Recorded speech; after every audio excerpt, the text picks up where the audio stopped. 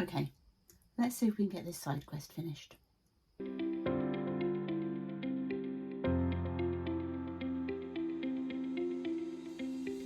Okay, so let's check out our achievements so far. We have 4 quilt blocks for the sides, and we have a quilt block additionally made up for the base. So we have 5 square quilt blocks.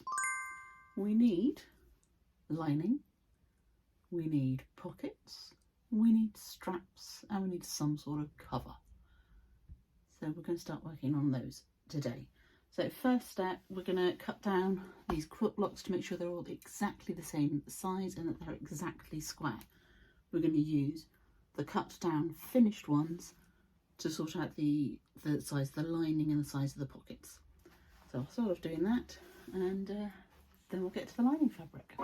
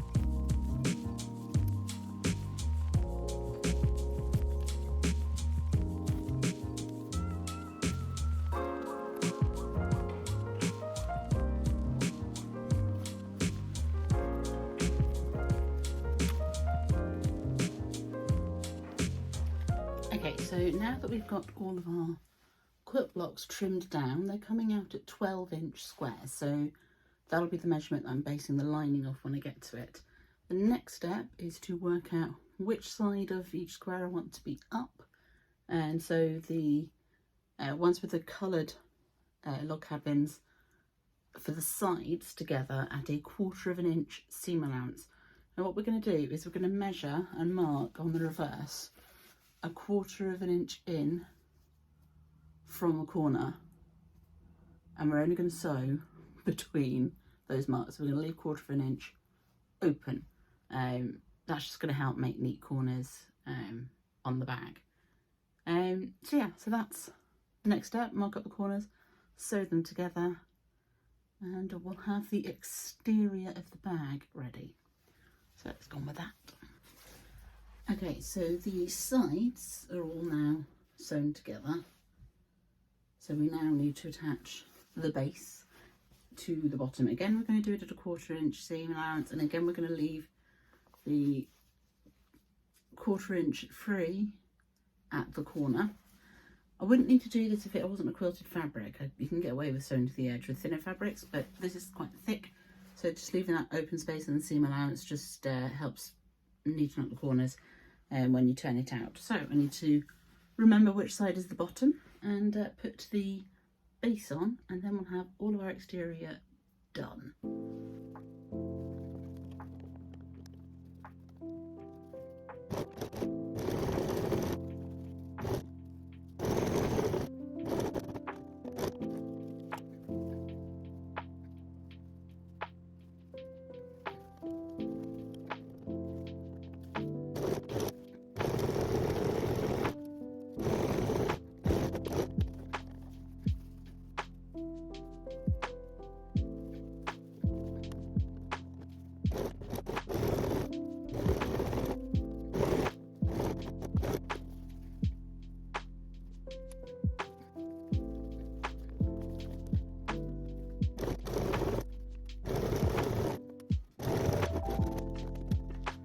Okay, so I've got the bag together, the exterior of the bag together. I'll have put in a clip showing it going underneath the foot. Whilst I sew the seams up, I'll have sped it up a fair bit like I usually do, because you don't need to sit for 6 minutes watching seams getting sewn. But you'll have seen that it takes a little bit of wrestling and smushing to get the seams in, particularly when you're getting onto the base, which means you don't really have a lot of space for putting extra height behind the heel of your foot when you're going from not being on anything to being on thick fabric. So what I found works when you don't have that opportunity, or if you don't have anything to hand, is just to put your finger on the front, on the toe of the foot for the first few stitches. Obviously you want to make sure you're away from the needle, so you're literally only putting it on the very tip of the toe, just to weight the foot down until the foot is flat on the fabric, and that gets it over the humps just fine. So yeah, so this is the exterior of the fabric. You can see towards you is the wonky variation block. Because my borders are stretchy fabric, it just went a little bit wonky.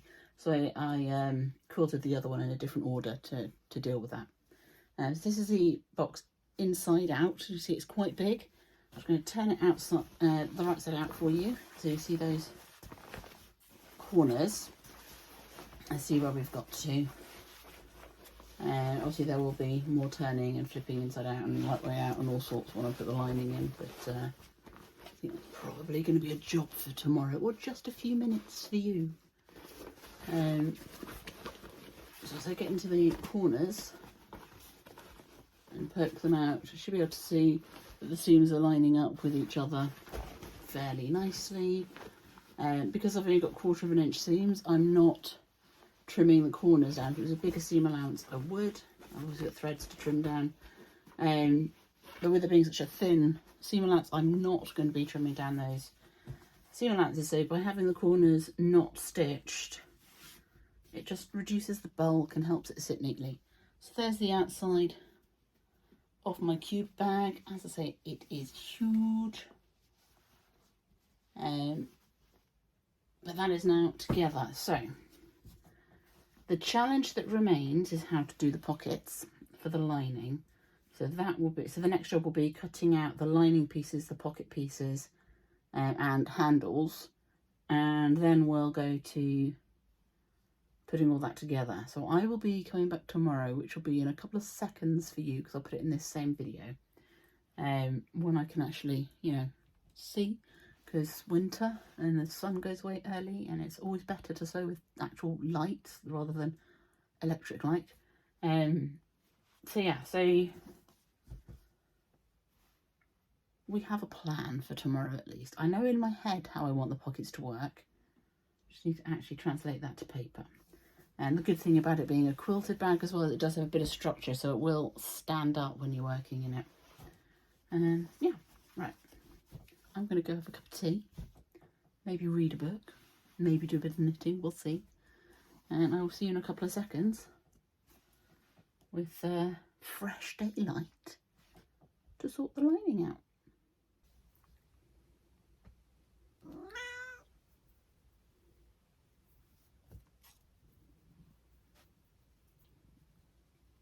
Super helpful. Yeah.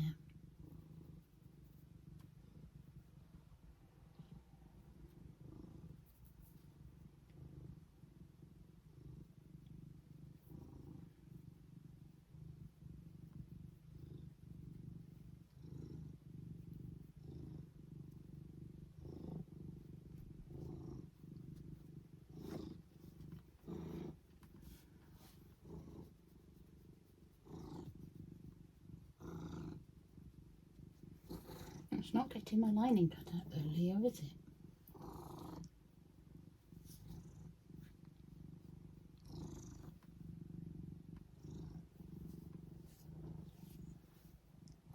Okay, so for your basic lining, so your standard lining that you put in the bag, I've got these pieces cut out first. So we've got one that is the same size as my quilt blocks for the base.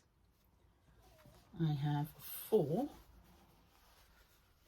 that are the same width, but about 1 inch shorter for the sides, because I'm going to do a recessed top, so it's kind of like a border at the top, if I've got enough of the twill in that fabric, but in a fabric that will coordinate with the exterior. But around the top of the lining to attach it to the main bag. And then I have another piece that is the same size as the base, to be pockets on the inside of the bag. So the ones that you have in handbags and stuff, that you slip pens and your phone and that sort of thing. So they're good for notions. I've done it the same size because I'm going to fold it in half so that I've got the wrong side enclosed and it's just going to be right side showing. So that'll be attached to one of the sides and sectioned off to create just little slip pockets. I could have gone wider and created ones with a bit more volume to them, but yeah, I'm just going to probably divide it in 2, maybe 3 across the width so that I can slip in embroidery scissors, needle tips if I need to change the size of needles, that kind of thing. So I might even do some sort of pen width for needle tips to go in, but that's the kind of idea. Just somewhere to put that kind of stuff. So that's your standard line that you do for a lot of these sorts of bags. Then we get to where I've probably overcomplicated things a bit, because I want to do these yarn pockets at the bottom. So 6 sections for the yarn to sit in. So I have cut 2 pieces that are the same width as the quilt blocks, but twice the height plus seam allowance that I want the pockets to be. So they're going to be folded in half that way. So they'll be like the central barrier edge of the yarn pockets. So they'll be attached at the bottom onto the base lining and attached at one end to the lining, the other end to one of the next bits. At least this is my thinking. I've got 2 of those, and then I've cut 6 of these. So again, these are twice the height that I want the pocket to be and the width that I want the pocket to be, plus seam allowance. And again, they're going to be folded over. And all of these are going to have the same fleece that I use for quilting the outside to give them a bit of structure inside them. So I'm going to cut that slightly smaller than the half. These are going to be attached to the ones that go across the middle and to the lining on the other side and to the base. One of them, the one end, they'll be attached to the edge, with like just within the seam allowance of the ones that go across the end. The other side will not have one because I would have needed to cut out 8 to have both ends enclosed. So one end will be enclosed, the other one will be attached to the lining of the bag. That way I should have a side of the bag that I can slip down any printed out patterns that I might be working from into the bag and have it go right down to the base of the bag and just sit upright in the side. This is my thinking. It may not work, but we'll have a try. I have lint rolled all of these pieces to get the cat hair off. So you'll have seen Leah was being helpful. And I've given them all a press. So next step is to get these ones with their fleece lining in. I'll do some light quilting just to hold it in place, because the iron-on fleece that I'm using, it's designed to hold the fleece in place whilst you stitch. It's not a permanent adhesive, so it's like quite light adhesive. So I'll do a little bit of light, that's probably vertical lines across each of them, and then we'll start constructing the yarn pocket section, and then we'll get it attached to, we'll get the slip pockets and the yarn pockets attached to various bits of lining and construct the lining. And yeah, we'll keep our fingers crossed that what I've got in my head actually works out.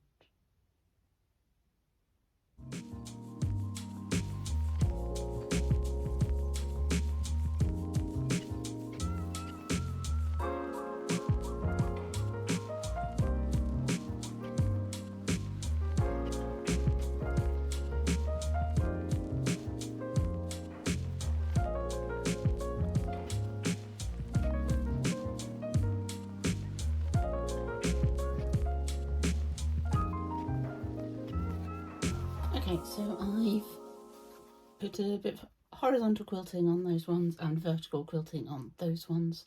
And the reason I've done them horizontal on this one, not that it's going to show because it's going to be the depths of the bag, but when I sew these on, there'll be a line of vertical stitching where they go. So the next step is to attach these to this. Now, when I quilted them, I didn't quilt into the seam allowance so that I can fold the seam allowance in and enclose it as I attach it to things. So I'm going to have one attached just inside the seam allowance at this end, and then one about there, and one about there. And that should give me, I'll show you that a bit better there. So one just inside the seam allowance here, one a third of the way along, and one another third of the way along, and that should give me 3 sections, 3 pockets to put yarn in. So we'll get that done, and the key thing is going to be to make both sets mirror each other. So for this first end section, I folded the seam allowances on both the square and the long one in on themselves and clipped them together, and I'm going to stitch just down the side. This is going to be the end that the patterns can slip down into. So I'm just going to stitch those together, and then we'll measure out where we need to put the next one. Okay, so this is my first yarn pocket section put together. And what I found is that I probably should have left a larger seam allowance. I've ended up finding it easier to stitch down the seam allowance on the square first before stitching it on, and stitching ever so slightly into the wadding area to attach it. So that will reduce the size of the pockets ever so slightly, but as I did the pockets larger than I measured my yarn cakes to be, that shouldn't be a problem. So I now need to do the other one so that when it sits opposite, this end is at the same end. That's what I mean by mirror image. So that the opening for patterns to go in is all at the same side when I attach it to the main lining pieces. So I'll pop the other one together, and then we'll attach it to the base and go from there. Okay, so I've got both my yarn pocket sections together, and they were a bit, I'm not overly keen on how I've put them on. I think it would have been better to bind the edges and then attach them, particularly for these ones, just from a neatness perspective. I mean, they're fine, they're held in place. I've done an extra line of stitching, so security is not an issue. Just a little on the fiddly side. So that's what so next time, if I make this again, which I probably will, a different size, I may well end up doing the same for this side of the pockets, but I might bind them, and that's what I'm going to do for the rest of the seam allowances that need to be attached to like the middle of a bit of fabric. So not so much this one can get caught in the seam allowance of the lining when I sew that together, but this one and the bottom and this one, I'll bind all of those. So I'm going to hunt out my blue bias tape, get those bound, and then I can just fold them out and stitch them on, and the binding will keep them nice and neat and tidy. And I think that's going to work better for where I'm attaching this section to the middle of a lining piece, than doing it this way. I mean, this is fine for this seam. It's all neat and tidy, it's all enclosed.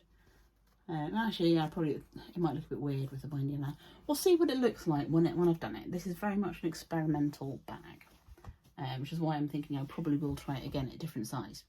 But I'll talk through how you can change the size of it in a bit. First up, find my blue bias tape, because I definitely don't want a bright pink or something on there. It's shiny blue, but hopefully it'll do the job. So yeah, so all the bottom seams and the ones that go into the back. Okay. It's occurred to me that I've stitched through the seam allowances as I've attached the bits together. So the way I'm going to need to sew this onto the base, I'm going to need to unpick just the seam allowance at the bottom of each pocket section. So I'm going to do that, and I'm going to bind the bottom and do the same to the other pocket section. Hopefully I'll get a bit further than that today, but the light's not great, and with where the electric light is on, but it's not the best in terms of where it's positioned for seeing. So we'll see how far I can get. But yeah, seam ripper, here we come. At least it's only a few stitches, so it's not too bad. Oh, this is fiddly. So ideally you'd want to be binding before you put these pieces together, so I'll bear that in mind for next time.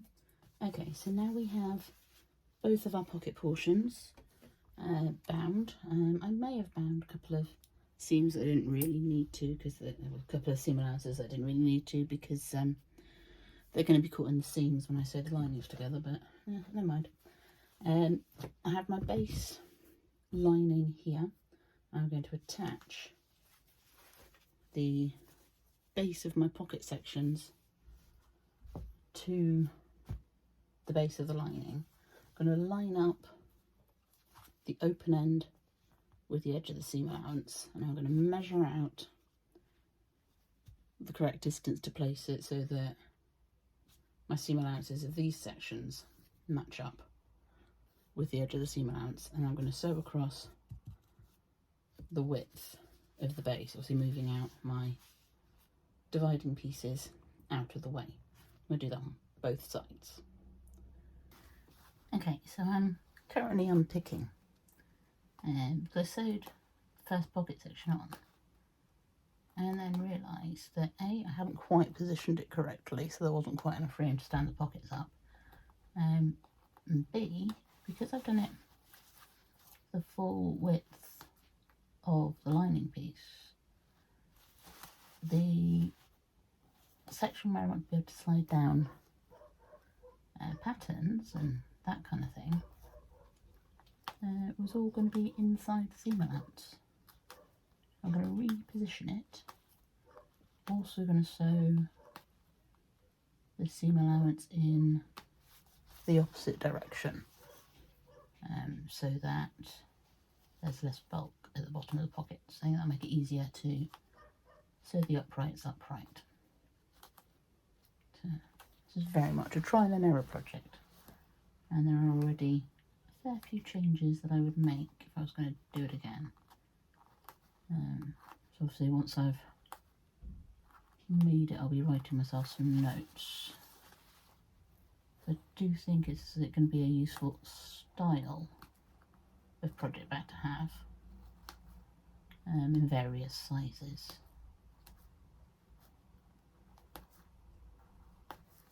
Okay, let's get rid of some thread ends and we'll reposition that. Okay, so I've attached the cross pieces of the yarn pockets to the base. The cat's being super helpful.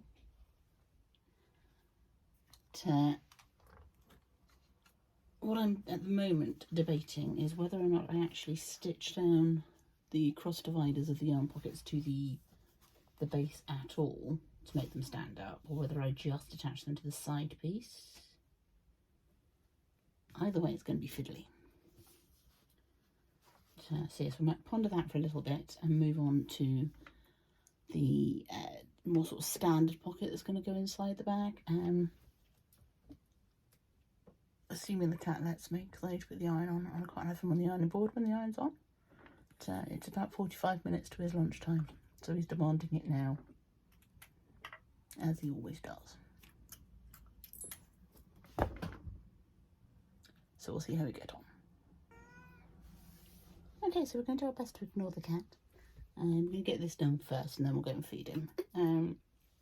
So for the more sort of slip pocket that we're doing, I have one square. This is actually the same size as the base, but I know it's actually the same size as the base lining fabric, and the side pieces were an inch shorter. So I've got my ones of the side pieces, making sure I've got it the right way round, and I've folded this one in half so that it's self-lining. So I'm just going to press that crease in.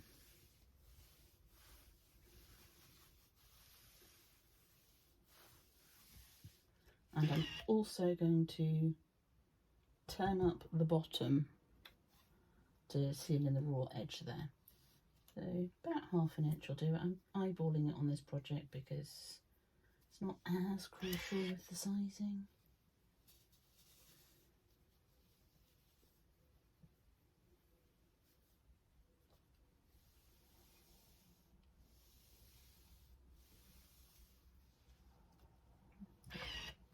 So then I'm going to, with the turned up side inside, I'm going to line it up on my lining piece a little way down from the top. And I'm going to stitch along the fold here at the bottom so that is open. I'm going to stitch some dividers into it as well to create smaller pockets. Not too worried about the edges because I'll get caught in the seam allowance. But I'm going to pin this in place so it doesn't shift whilst I do that.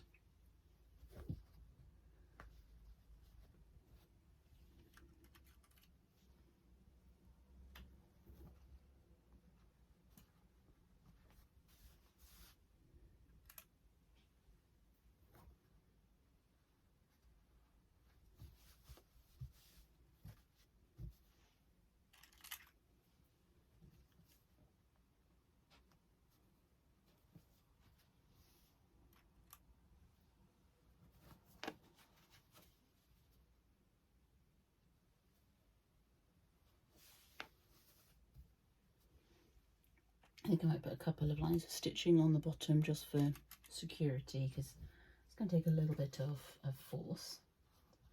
And then when I do my vertical lines of stitching to create the pockets, I'm going to do a couple of larger pockets, but I will also do a smaller pocket to put in spare needle tips, so that if I need to, switch out needles for ribbing or whatever, it can go in there. Or if I'm using this bag for blankets, like crochet blankets, a crochet hook can sit in there, that kind of thing. Okay, so we've got those pockets sorted out. Obviously you can't really see them because the fabric's the same. So we've got one pocket on this side that'll be caught in at the seam allowance. That'd be good for scissors, yarn labels, that kind of thing. Middle pocket likewise be good for yarn labels, scissors and that sort of thing. And then it's good to have turned the iron off. He's still causing chaos though. Then we have a crochet hook, needle tip, pencil pocket there, and a slightly wider one there. Again, that's going to get caught in at the seam allowance. So we're going to take a bit of a lunch break, calm the cat down, and after lunch we'll get the rest of the lining sewn together and we'll have made a decision by that point as to how we're going to finish off the yarn pockets. So all that remains is to put the lining together, put the border on the lining and the drawstring that'll need to go between the lining and the border, and then handles. So we are definitely approaching the end with this project. Ready for me to try again and tweak some of the things that maybe could have been done differently for a better finish. Like I say, it's a little bit experimental. It's all coming out my head, so we don't mind errors. We don't mind things not being quite perfect. So did I just put you in the eye? I'm sorry, darling. Should we go and get some lunch? Yes. Okay. Cat has been fed. I've been fed. We're now moving on. What I think I'm going to do for these yarn pockets is put a few stitches in the middle at the base, and then attach the side. And as long as I've got stitches at the top of the seam allowance, possibly at the bottom, but as long as I've got some at the top, that should at least maintain the integrity of the pockets enough for me to be putting yarn in. I'm not going to be putting things in there that are going to be getting underneath the pockets particularly. I'm not planning on putting stitch markers in there or yarn bands or anything like that. So I think that should be enough to just secure them in place and maintain the integrity of the unit as a whole. And this side where I've got the bit that'll be to the other side, I'll see how much of that I can get sewn down onto the side piece. So yes, I'm going to go in and just put a few stitches in the middle of the bottom seam allowance on these uprights to hold them in place, and that'll hopefully make it easier to attach them to the side piece when I get to that bit. Maybe. We'll see. Okay, so I've managed to sew most of the way on the bottom. I haven't worried too much about getting all of it done, and I've aimed to keep the seam allowance free.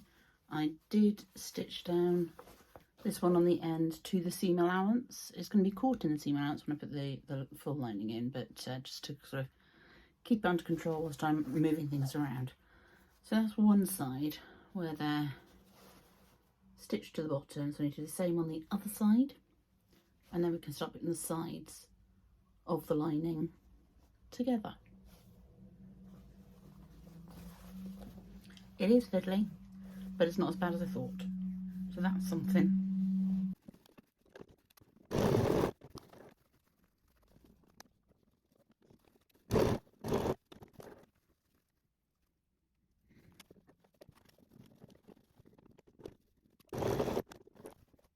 Okay, so we have our yarn pockets in place. Are they perfectly straight? No. Does it matter? No. Do I have a lot of thread ends to deal with? Yep. So pop that the right way up. Okay, so next got these sides to put on. So just grab the one that's got the pocket on. So if I was to put it there, the base of the pocket would actually line up pretty well with the top of the yarn pockets. So I was going to put it here to have it on the same side as the patterns. If I have any slipping in, yeah, I think I'm going to stay with that idea. So that one I'm going to pop on in a bit. Ordinarily, when I'm putting together a lining to go into this shape of bag, I would do the 4 sides and then put the base on like I did with the exterior. But because of these yarn pockets, I'm going to do it a little bit differently. I'm going to attach the sides that go with the yarn pockets to the base and then to the yarn pockets. Then I'm going to put on the other 2 sides. So I'll attach them to the base first and then the sides. It's not going to make too much of a difference to the sewing, it's just a different order to the standard method that I would use.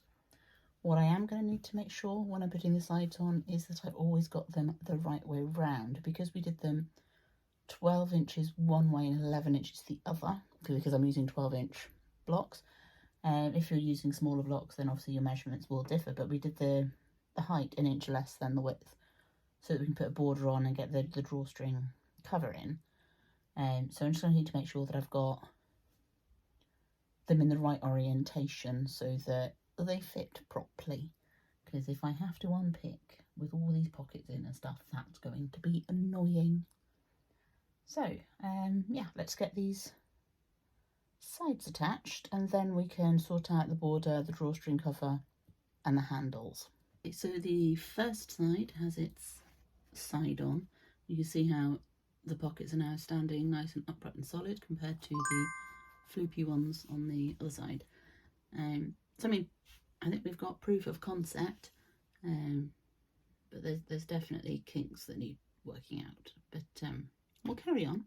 I have managed to sew down most of the height of the uprights, and again I've sewn that into the seam allowance of the side just to make things easier when I put the other sides on. So I'm going to do the same for this side, and then again for this side, because these sides need, these bits of the crossway need to be anchored into the sides as well. And last of all, I'll put that one on because that's going to be the most straightforward to do. I don't think I'll get as far sewn down on these ones as I do on these, because it's going to be held in place. There's just going to be left room, I think, for manoeuvre, but we'll see how we get on. So yes, we'll do exactly the same here, and then just sew on that side as normal. So I'll come back to you when the full main lining is together, ready for the border and the drawstring cover and the handles, which will be the final little sprint of getting this bag together.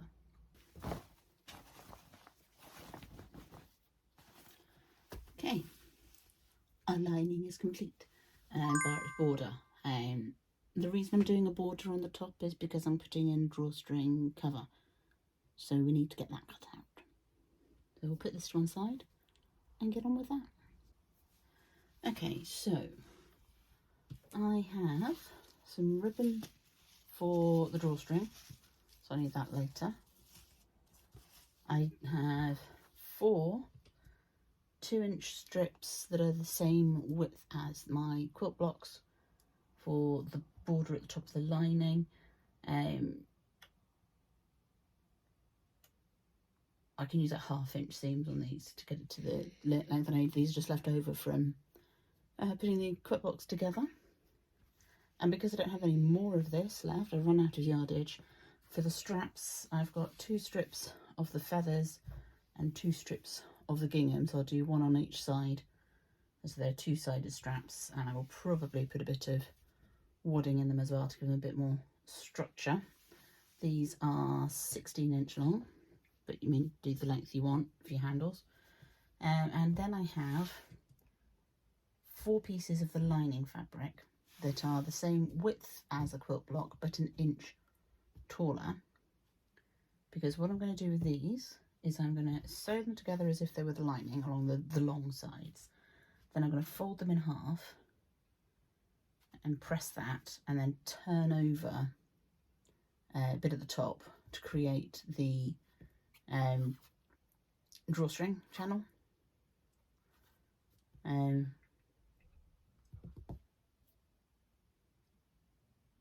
I may need to do some seam ripping to give access to the drawstring. In fact, I probably will, but that's fine, that's doable.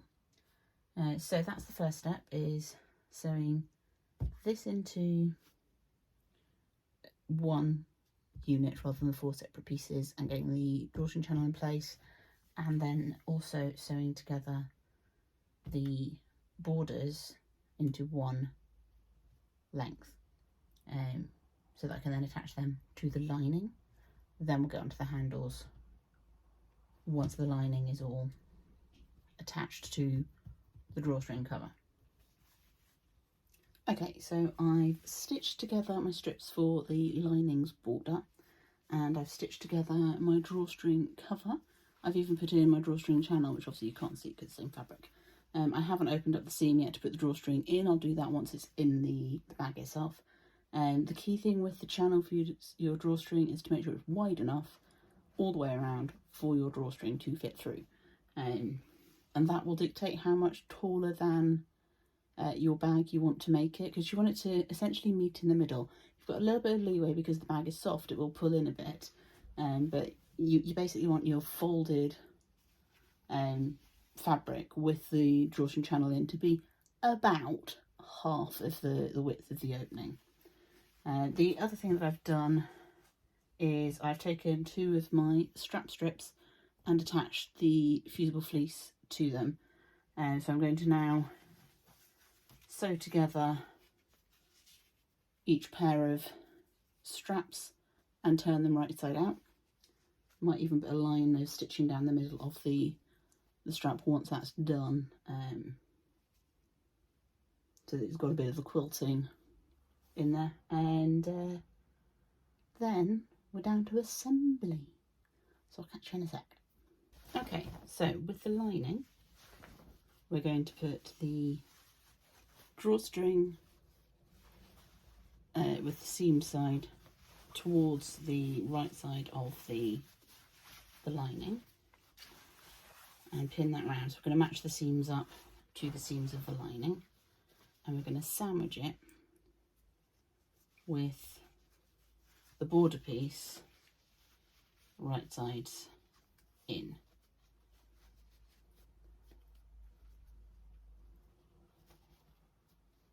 And we're going to then stitch that all the way around. So I'll get that pinned in place, and then we'll get to the machine.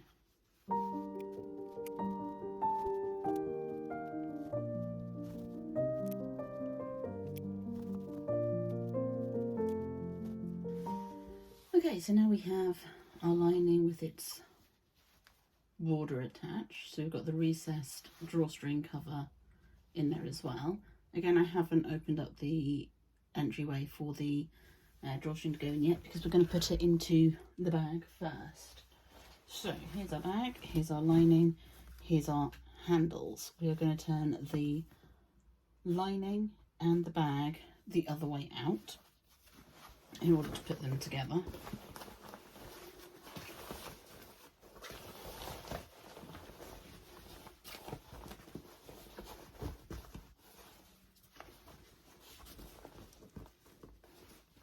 So there's our exterior, right side, wrong side out, and we're going to turn the lining the wrong side out as well, so that when we put it inside, we're going to be right sides to right sides.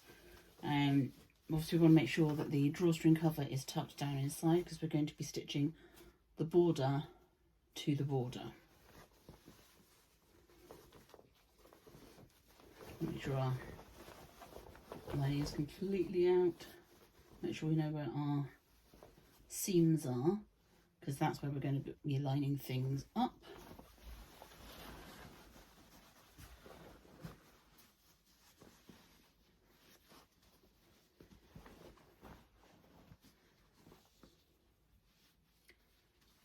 Okay. Yes, we've got a good height. So just making sure my seams are the same length. Okay, so we then need to take our handles and work out where we want to put them. Now I want to put mine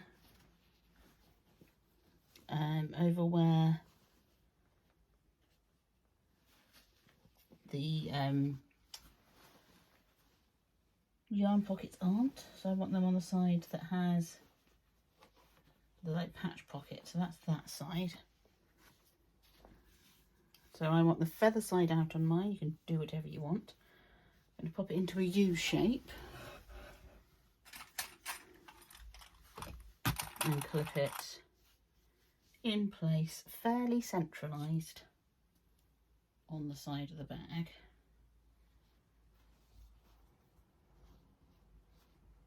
No, I'm not worrying too much if it's not exact, because it's only for me. Take as much care as you want. And then on the opposite side, I'm going to put the other handle in the same way.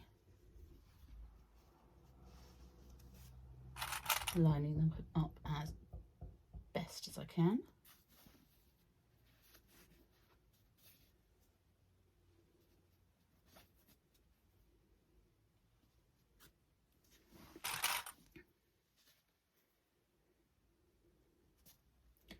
And then we're going to bring our lining, match up the seams and clip it all the way around.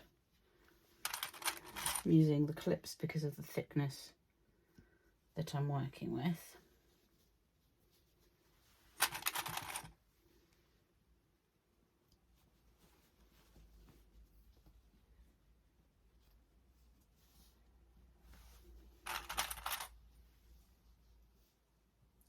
Make sure the handles are tucked between the lining and the exterior.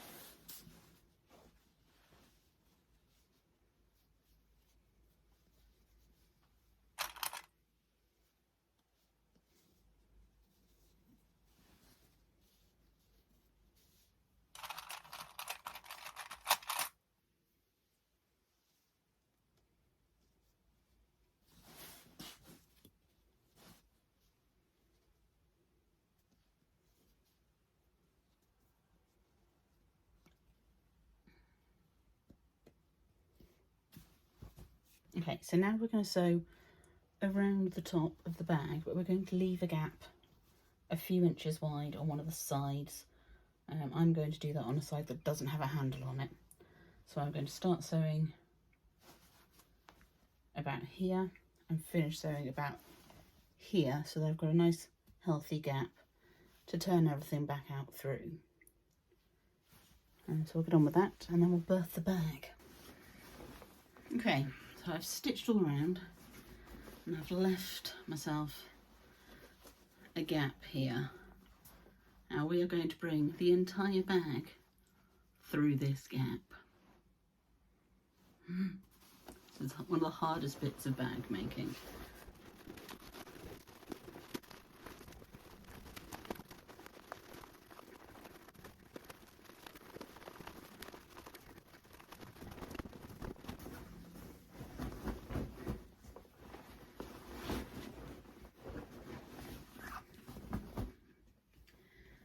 Okay, there we go. So we'll just make sure the corners have popped all the way out and that everything is sitting where it's supposed to be.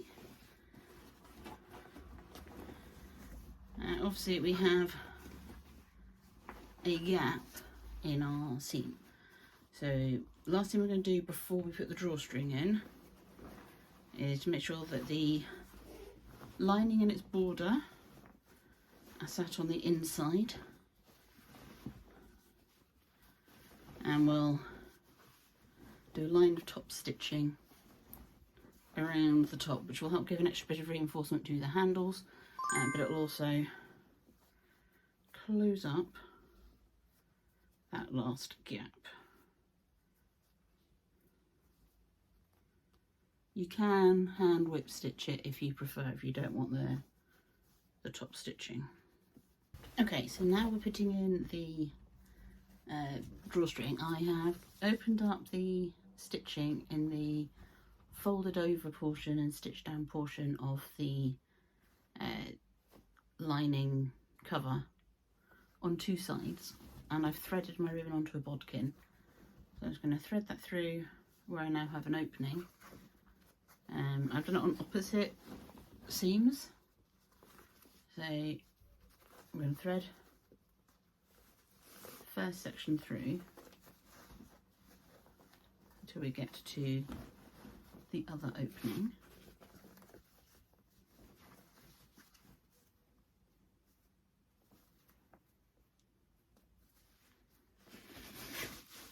I'm going to pull the ribbon all the way through until it's flat with a bit of excess on either side.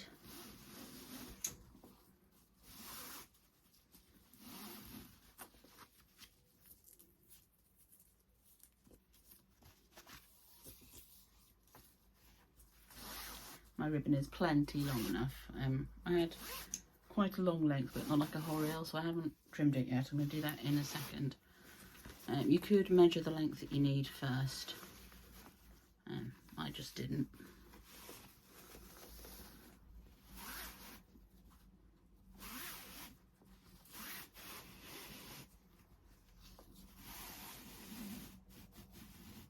Okay, you don't need a huge amount of excess on either side, just a reasonable amount.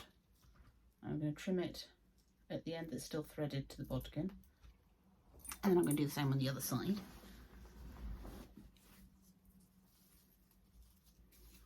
I mean, you could, if you wanted to, take the ribbon all the way around, the drawstring all the way around. I just prefer to have 2 points to pull on when I'm doing up my drawstrings rather than just the one. So I prefer to have the two bits of string to pull, whether it's a ribbon or tape or whatever is being used.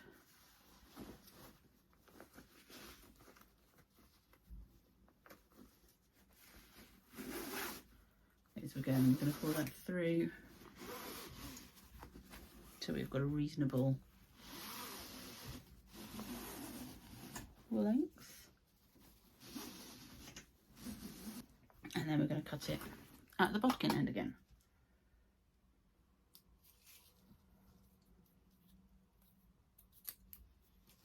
Okay, So we're going to make sure that our opening is nice and flat so that we've got the full range of motion of our opening, and we're going to tie a knot just outside that.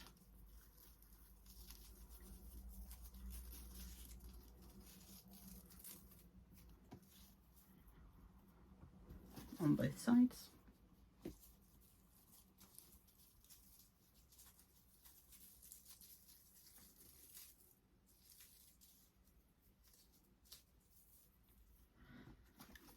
And then we have our bag all ready to go. We can just pull our drawstrings tight.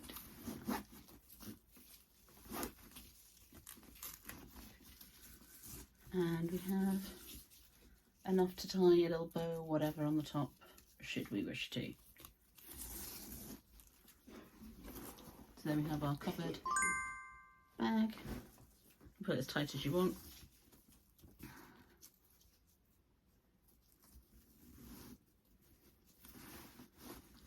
Now we can open it up nice and easily.